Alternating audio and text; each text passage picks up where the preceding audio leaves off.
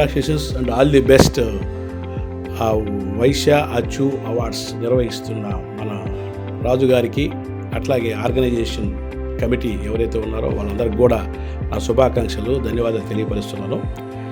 ఈ ప్రోగ్రాంకి మన వయసులందరూ కూడా కలిసికట్టుగా వచ్చి మన ఇంట్లో ప్రోగ్రాం జరుగుతున్నట్టుగా ఫీల్ అయ్యి దాన్ని జయప్రదం చేయవలసిందిగా కోరుతున్నాను.